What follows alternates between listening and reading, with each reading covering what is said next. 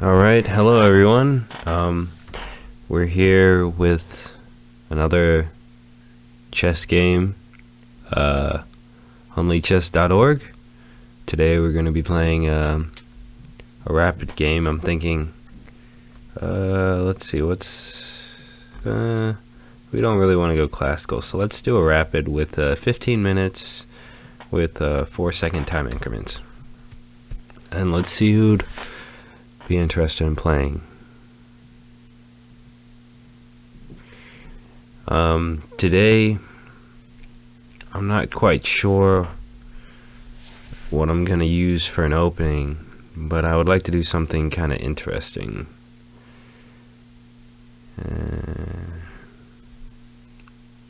Let's start with something. Let's start very basic. C6. Well, this game might not be that interesting today, but it's going to be a fun game. I'm going to try to go for maybe a sacrifice or something.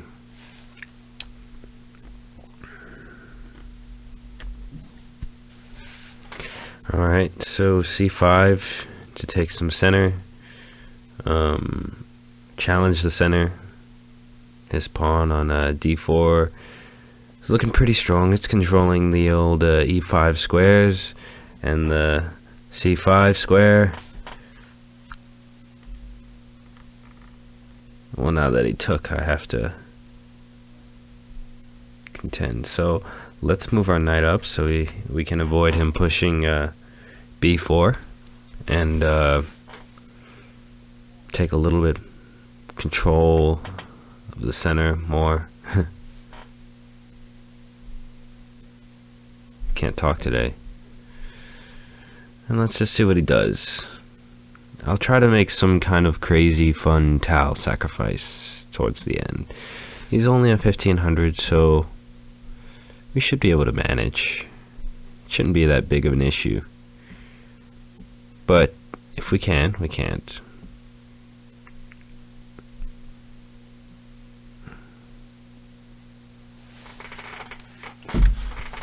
He's taking an awful lot of time on this move.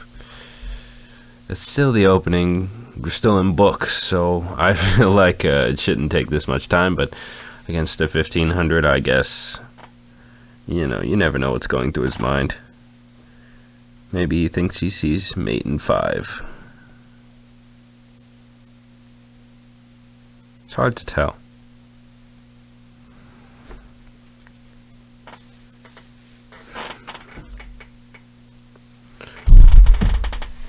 I'm thinking that I want to... Oh. He moved d3. Alright. So in that case, since he's giving it to me, I'm going to go ahead and continue to take space. Now my center's looking pretty strong, and he's going to have to prove that he has some kind of advantage, or at least anything from his opening here. Okay, so that's a pretty good move. He's pinning my knight, and if I go ahead and kick him, then he's going to move into the center, and he's going to be able to put double exponents on my piece and threaten to take a pawn. It's, you know, it's basic elementary stuff. But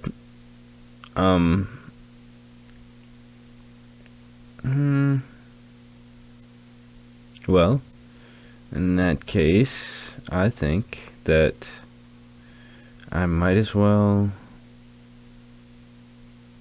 Well,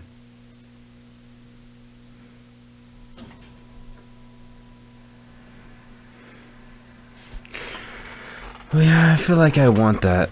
I feel like I want that pawn, so I don't really want to trade it off for this. So I think I might go ahead and kick the knight here. Even though it does give me a backwards pawn on the file, I think it'll be fine.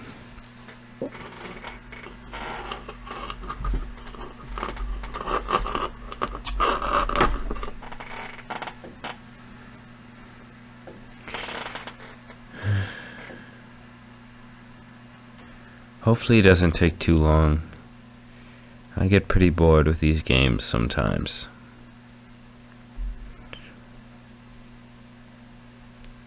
If he does take too long, I'll start telling some stories. Just gonna run out of things to talk about. I guess I could analyze the board, but that gets boring. I mean, we have equal number of material. He's up a pawn. I gave him a pawn. What much more is there to say? You know? It's the opening, it's still pretty equal game. Alright, so he's double attacking my knight here.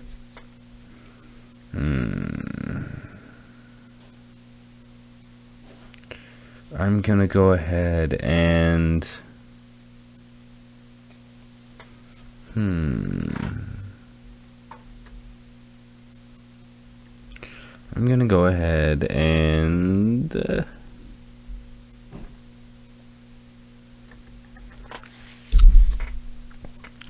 let's see. There's a lot of options.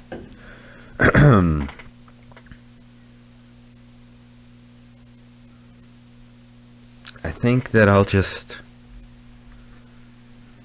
put my queen on c7, because that allows me to control the diagonal for when he potentially eventually castles on king side, or if he castles on queen side, then I'll have a queen right here already to attack the pawn, put pressure on it. All it's a matter of after that is pushing pawns. Okay, so he wasted a tempo here. He was worried about my bishop coming there. I was thinking about it, but I mean, it didn't look too good. But I considered it. It was definitely a move that I considered. Now let's go ahead and take our pawn back. And open up the king to get ready to castle.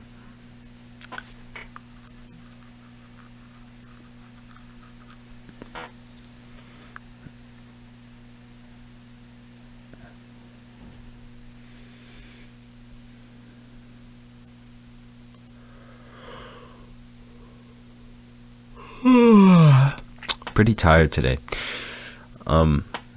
So I've been sewing quite a bit lately, and let me get into story time when he takes a long time. When he starts losing, then he starts thinking. Let's kick the bishop.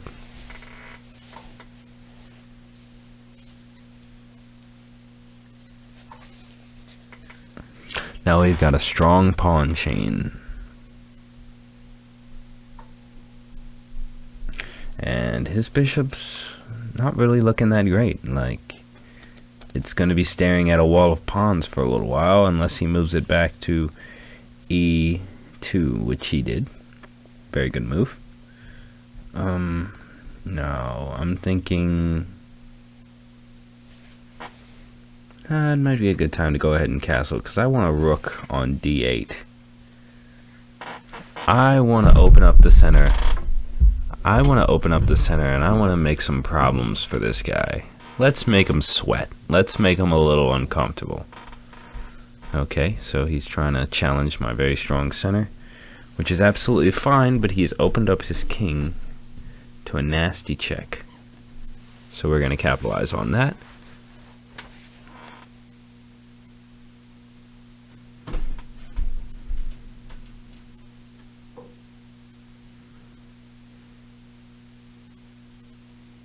Anyway, let's just fuck it. Let's just do story time. So I've been sewing a lot lately, and I'm currently working on like a hat line. I want to sell hats, like bucket hats and things like that, and caps. And you know, I'm just working on that, and then eventually move on to selling shirts and pants once I get a little bit better. It's a very new hobby that I just picked up, and you know, I'm just taking my time with it and studying things and, you know, watching tutorials and videos and learning different things. Well, anyway, I don't know, I've just been very excited about that, and I've been working on that all day, and I just finished a hat that I'm pretty proud of. And I'm definitely excited to release the line and hopefully see if people are interested in wearing it. I think they will be.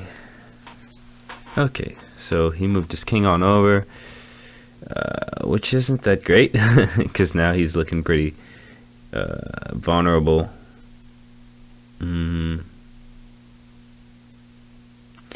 I say we...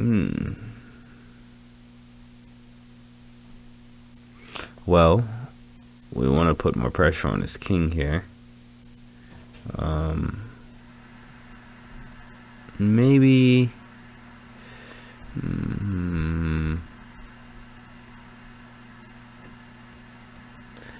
I don't know. I don't know how to get this guy involved. Well, what we could do... We could...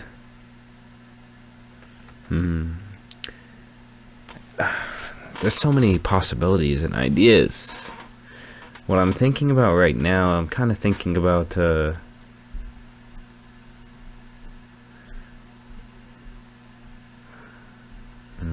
putting a rook on the D file. That would be great. But the only issue is I want my bishop to be developed. So instead, how about we just move our bishop right here, so that when he takes, I can take with knight, and if threatening checkmate, and if he takes the knight back, I'll just take with bishop, also threatening checkmate. So, checkmate, such an interesting word. Who's the first person to say it? Why do we say checkmate? I wonder. I'm sure there's a whole history behind it. There's a lot of history behind chess. Like, there were early versions of chess where the rules were completely different and the pieces were very different too. I think they had elephants. I don't know, something to look up. Maybe I'll give a history lesson next video, do some research. I would like to transition into that a little bit, like, you know, reviewing games and going over them and giving like you know, some history on the players. I always was interested in that, and I like that about, you know, just studying chess. Like, you know, I like what each individual player has been through, and I like hearing about their lives. Like Osip Bernstein playing a game to escape the firing squad in Soviet Russia. I think that's pretty interesting. Stuff like that. You know, this guy's time is dwindling. The game's getting pretty, well, it's kind of decisive now. I don't even know if I'll have a chance to do a sacrifice, but, you know, I might just end up winning. But we'll see. We'll give it a chance, you know. Yeah, we'll give it a chance. We'll at least give him an opportunity to win, you know? Not to win, but, you know, we'll see if he wants to try it. That's all I'm trying to say. Okay, he's trying to trade queens. I don't know how interested I am in trading queens. I mean, I could trade and then pick up a pawn, but is that what I really want? I'd rather win.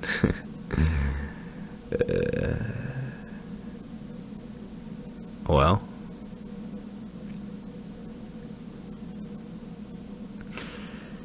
am I being greedy if I pull my queen back? I don't feel like I am.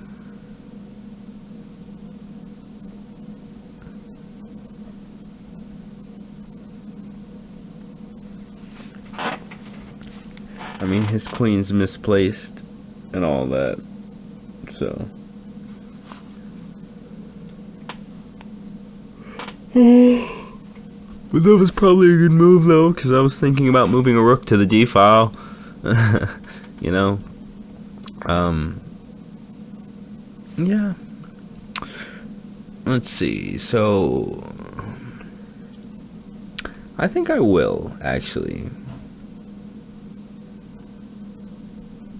move my queen. I just need to figure out where I'm going to move it. So the places I'm thinking of are G6 and also C7. I like both of these moves, but only one can prevail. And I feel like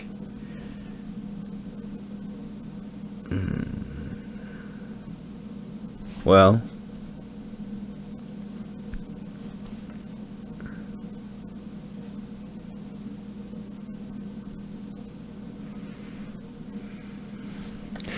I feel like C7 offers less counterplay, because if I go to G6, then he can move to G5, you know? But then if I take the pawn on F3, he has to respond to that. So G5 is not that bad, actually.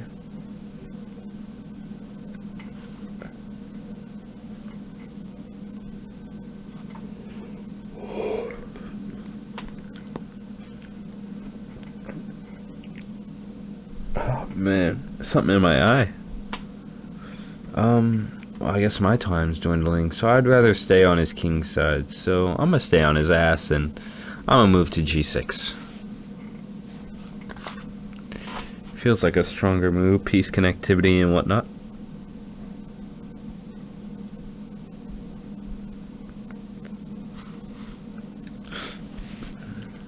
Maybe he'll try to move F4.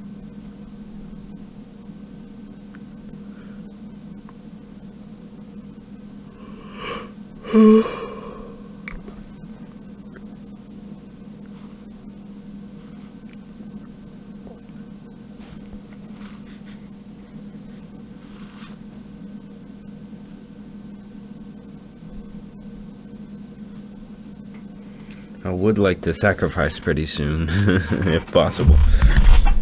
I'm seeing a pretty... well, not yet. I was thinking about an interesting sacrifice. Oh yeah, he made that move. I thought he would. And my response to this move was, taking on F3. And then if he takes, then I just go ahead and take the pawn, and his king is a little bit more exposed.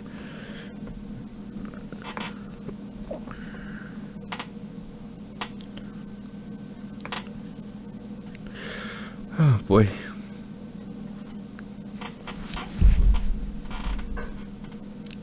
So we're 14 moves in, so we haven't even gotten past the opening, so this guy's already suffering pretty bad. He has 2 pieces undeveloped, actually 3. And, yeah, it's just looking sad. So the funny thing about undeveloped pieces is, what some people don't realize, I mean, you know, newbies, undeveloped pieces are like being up a piece once you get past the opening. Or at least, like, deep into the opening. Like, here, I would say I'm past the opening because all my pieces are developed, except maybe 1 rook, but it's not really important. My important pieces are developed, you know?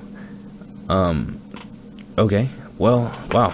Okay, well, I don't even have to take that bishop because it is already checkmate. Anyway, to finish what I was saying, what people don't realize, I feel like, is undeveloped pieces are kind of like being up a piece. Like, once you get past the end game, like, if you have a rook and a knight that aren't in the game and they're on the original squares, and it's almost like you're up a rook and a knight and you're up 8 points. Just, it's good to think about it like that sometimes. That's how you can really learn to value development and things like that. Anyway, there's something in my eye, so I'm gonna log off for today. It's been a great game. Sorry I didn't get to do my crazy sacrifice, but maybe next time. Hey, y'all have a good evening, and I'll see you next time.